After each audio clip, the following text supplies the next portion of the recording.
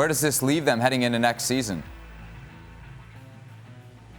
Well, look, let's start with the basics in terms of the numbers and the candidates to play in that position. Of course, they've already signed David Alaba, and so that changes things. And of course, that doesn't just change the way that they're set up for next season. It had an impact in these negotiations.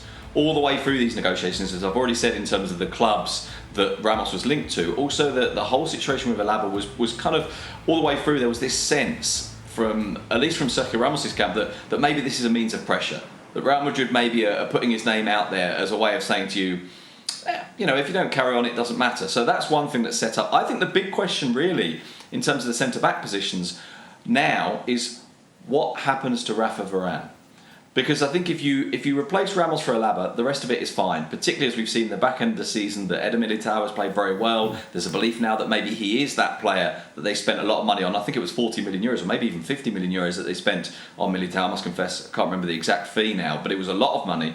And so now they think, okay, this is okay. The question mark, I think, now is what does Rafa Varane want to do? He only has a year left on his contract. Last summer, he already intimated that he wanted to go. So Real Madrid need to make a decision on that. In terms of purely the roster who can play at centre-back, Ramos' position is already covered.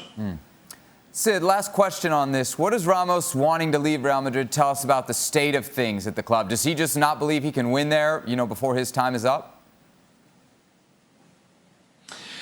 No, I must confess, I don't think it's about that. I don't think it's about a sense that Real Madrid isn't going in the right direction. I think it's much more personal than that. I think it's much more about the contract that he wanted. I think it's much more about the relationship with the club. It's much more, I think, about... I don't want to reduce it to money, but money is a big part of it, about the stage of his career that he's at. Bear in mind that this is a 35-year-old footballer, that fundamentally the point in which the club and the player didn't agree was on the length of the contract. Ramos wanted 2 years, Real Madrid wanted 1, that it would essentially be a continuation of the salary he was already on, minus 10%, which is being applied across the board to the squad. In fact, in some players, it's even more than that is being applied. And so I think this was about a negotiation. And I must confess, it does make you wonder if at some point this has been a miscalculation by someone. This has been a miscalculation about how far the club would go or how far Ramos would go, how far either of them would move to meet in the middle. And in the end, essentially what happened was that you had a negotiation in which the two sides put their deals on the table and those two deals stayed there. And there was no really significant attempt to bring them together.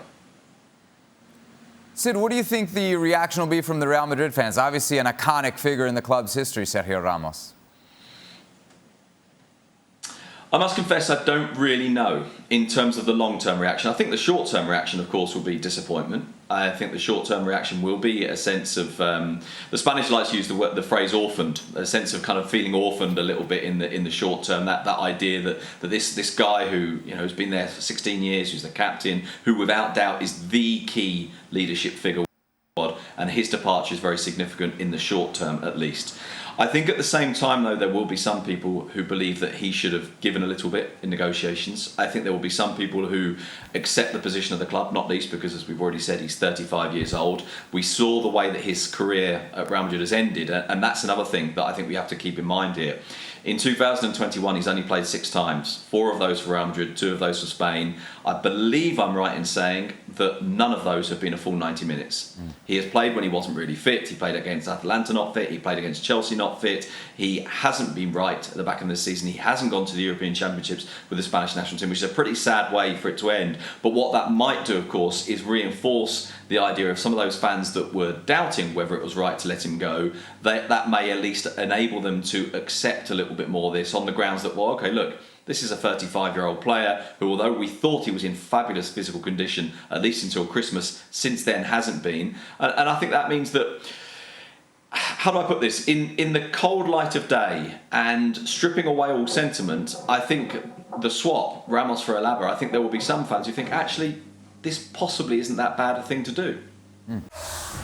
Well, thank you very much for watching ESPN on YouTube. For more sports highlights and analysis, be sure to download the ESPN app. And for live streaming, premium content, and let's not forget as well, ESPN FC 7 days a week. Subscribe to ESPN Plus.